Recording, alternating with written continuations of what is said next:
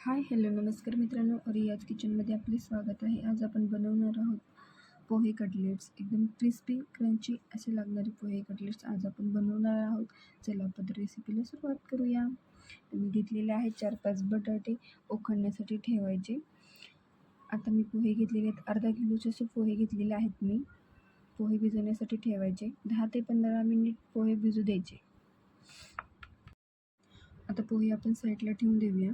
बटाटा उकडला की आपण चेक करूया.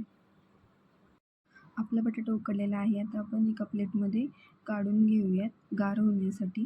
तोपर्यंत मी इथं लसूण, मिरची, कोथिंबीरची पेस्ट केलेली आहे. आता आपला बटाटा उकडलेला आहे, तर आपण त्याचे साल काढून घेऊया. पूर्णच बटाट्याचे साल काढून घ्यायचे. हा बनवायला पदार्थ 10 ते 15 मिनिट खूप झाले. पटकन बनतो हा. आता माझे पूर्ण बटाट्याचे साल काढून झालेले आहे, तर आपण त्याचे छोटे छोटे तुकडे करून घेऊया, जेणेकरून ते थोडं जरी गरम असेल तरी एकदम गार होऊन जाईल. आणि त्याचे छोटे छोटे असे काप करून घ्यायचे.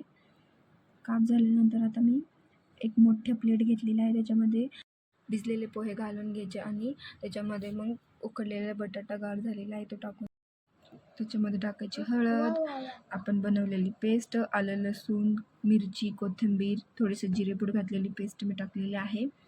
आणि त्याच्यामध्ये नंतर थोडेसे चवीनुसार मग मीठ टाकून घ्यायचं. चवीनुसार मीठ टाकल्यानंतर त्याला छान असं एकजीव होईपर्यंत मळून घ्यायचं. पूर्ण मिश्रण मिक्स झालं पाहिजे. सगळं बटाटा वगैरे पूर्ण मिक्स झालेलं पाहिजे. त्याच्यामध्ये छान असं मळून घेतल्यानंतर त्याचा गोळा बनवायचा आणि एका साईडला ठेवून द्यायचा. तुम्ही बघू शकता मी पूर्ण असं मिक्स करून गोळा त्याचा बनवलेला आहे. आता आपण गॅस ऑन करूया. गॅस ऑन करून त्याच्यावरती पॅन ठेवूया गरम होण्यासाठी. पॅन गरम होईपर्यंत आपण पोहेचं कटलेट्स बनवायला घेऊया. पोहेचे कटलेट्स छोटे छोटे मिडियम साईजच्या आकाराचे बनवायच्या.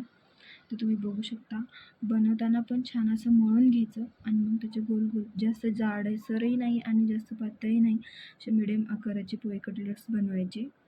आता आपलं पॅन इथं गरम झालेलं आहे, त्याच्यामध्ये तेल घालून घेऊया. आता इथं आपलं तेल गरम झालेलं आहे, त्याच्यामध्ये आपण एक एक पोहे कटलेट्स तळण्यासाठी टाकूया. छान असं 15 ते 20 मिनिट लो फ्लेमवर आपण पोहे कटलेट्स तळून घ्यायचे. तर तुम्ही बघू शकता मला मधला व्हिडिओ काढायला जमला नाही, तर बाळ रडत होतं, त्याच्यामुळे मधला व्हिडिओ मिस झालेला आहे. तुम्ही बघू शकता किती क्रिस्पी आणि क्रंची असं आपलं पोहे कटलेट्स बनून तयार आहे. किती छान असा कलर आलेला आहे. ते एका प्लेटमध्ये काढून घेऊया. प्लेटमध्ये काढल्यानंतर आपण टमॅटो केचप किंवा ग्रीन चटणी बरोबर सर्व करू शकतो. आमच्याकडे ग्रीन चटणी कोणाला आवडत नाही, म्हणून आम्ही टमॅटो केचप बरोबर खाल्लं. तुम्ही बघू शकता किती छान अशा प्रकारे आपले कटलेट्स बनलेले आहेत. खूप टेस्टी असे लागतात कटलेट्स. अशा नवीन नवीन रेसिपीसाठी रियाज किचनला लाईक, शेअर आणि सबस्क्राईब. धन्यवाद.